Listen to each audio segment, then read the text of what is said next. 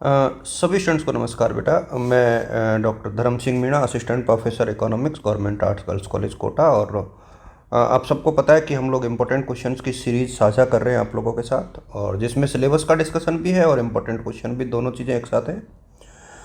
यहाँ पर मैं आप लोगों के साथ जो चीज़ें साझा कर रहा हूँ वो ये है कि एक तो सेकेंड ईयर का और थर्ड ईयर के पैटर्न में कोई परिवर्तन नहीं है।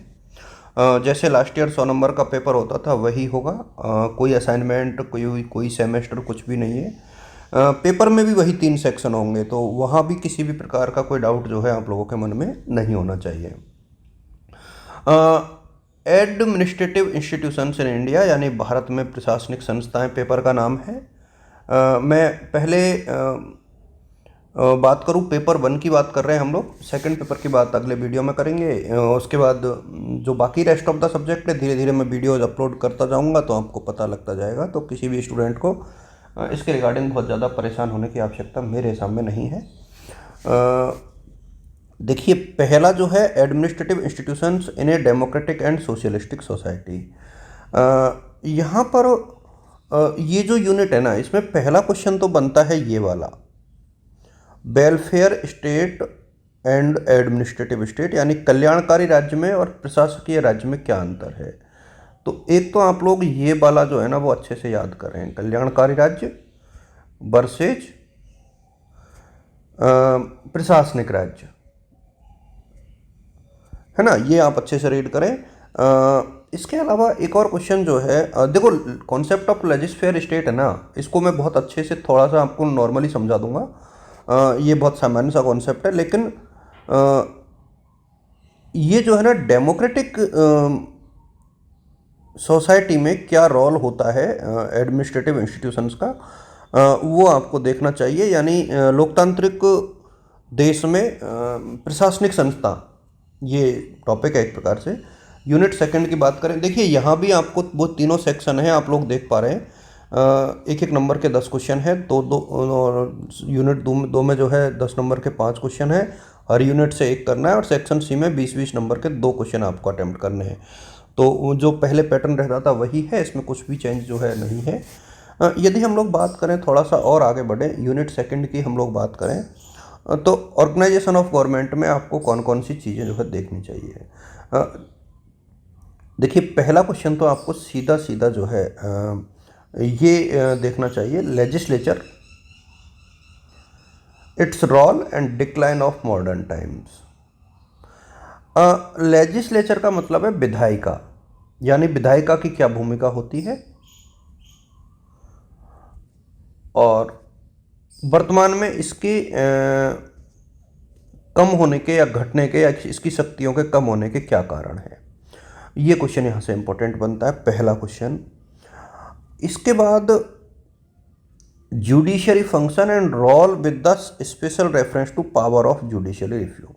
एक जो है न्यायपालिका क्या है, इसके कार्य, न्यायपालिका इसके कार्य, और न्यायिक पुनरावलोकन के संबंध में इसकी भूमिका। न्यायिक पुनरावलोकन बहुत महत्वपूर्ण टॉपिक है, उसको यहाँ से आप लोग सेकंड यूनिट से देख सकते हो। बहुत बढ़िया टॉपिक ये अपने आप में निकल करके आता है।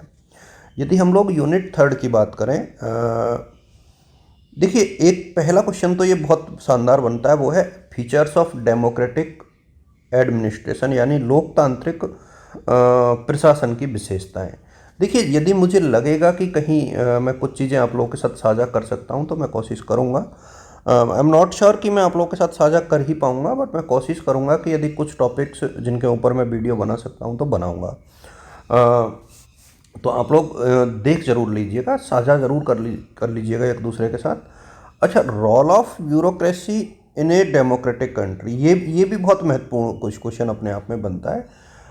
इसको कई बार लोग नहीं देख पाते हैं, बट ये भी एक बहुत महत्वपूर्ण क्वेश्चन है कि जो नौकरशाही है उसका लोकतांत्रिक देश में क्या योगदान है। तो 2 क्वेश्चन तो ये हो गए। इसके अलावा दबाव समूह का एक क्वेश्चन कभी कभार पूछ लेता है, प्रेशर ग्रुप का। ज़्यादा क्वेश्चन इस यूनिट से नहीं बनते। यदि आप इन दोनों को करते हो तो मेरे सामने एक क्वेश्चन मिलना चाहिए, ये मेरा बहुत सिंपल सा ऑब्जर्वेशन है। यदि हम लोग बात करें यूनिट 5 की तो देखिए, एक तो वित्त आयोग, अब पहला क्वेश्चन तो वित्त आयोग का इम्पोर्टेंट हो गया और दूसरा जो है नीति आयोग का हो गया। अब एनडीसी फिलहाल उतना यूजफुल नहीं है, यूपीएससी के ऊपर एक क्वेश्चन बनता है, तो ये तीनों में से कोई भी दो क्वेश्चन आपके एग्जाम में मिल जाएंगे। मतलब आप फाइनेंस कमीशन पढ़ लीजिए, नीति आयोग पढ़ लीजिए, यूपीएससी पढ़ लीजिए। अच्छा, इन तीनों को तो मैं 100% पढ़ा दूंगा, इसमें कोई दो राय नहीं है कि ये जो तीनों हैं उनको मैं पढ़ा दूंगा। अब मैं बात करूँ यूनिट 5 की। अब यूनिट 5 पर जैसे ही हम लोग मूव करते हैं तो election commission and administration of election in India, organisation and working of. अब देखिए, एक तो चार संस्थाएं हैं, बेसिकली चार संस्थाएं हैं इसमें। तो पहला क्वेश्चन तो देखो, एक तो इलेक्शन कमीशन तो आपको पढ़ना ही पढ़ना है, और इसके बाद इनमें से कोई भी दो आप पढ़ सकते हो, कोई भी दो जो आपको उचित लगे, या फिर ये तीनों पढ़ लो और ऊपर का छोड़ दो, ऐसे भी आप लोग कर सकते हो। मुझे जो लगता है वो ये है कि देखिए, एक तो नेशनल ह्यूमन राइट कमीशन को आप लोग पढ़ लीजिए और सेंट्रल सोशल वेलफेयर बोर्ड को पढ़ लीजिए, रेलवे बोर्ड को यू कैन स्किप। तो ये जो है कुछ महत्वपूर्ण टॉपिक हैं, इनको आप लोग देख सकते हो। और बुक की बात करें तो BL फड़िया की बुक आती है, प्रशासनिक संस्थाएं हिंदी में, इसको आप लोग देख सकते हो। अशोक शर्मा जी की बुक आती है, इसको आप लोग देख सकते हो, ये काफ़ी बढ़िया किताबें हैं। और यदि आप फॉरेन बुक्स की बात करोगे तो मेरे सामने ये अवेलेबल नहीं है, गवर्नमेंट इन मॉडर्न सोसाइटी और एडमिनिस्ट्रेटिव स्टेट्स, और ये जो है ये मेरे सामने मार्केट में अवेलेबल भी नहीं होंगी। और स्टेट एडमिनिस्ट्रेशन इन इंडिया जो है वो सेकंड पेपर है, इसको मैं बाद में चर्चा करूँगा। अच्छा, ये पेपर बहुत बढ़िया है, इसको आप लोग अच्छे से रीड करोगे तो इसमें जो अंक हैं वो आपके अच्छे आएंगे। एक दूसरे के साथ आप लोग साझा करिए, और आप सभी को शुभकामनाएं, wishing you all the best और good luck. Thanks to all of you.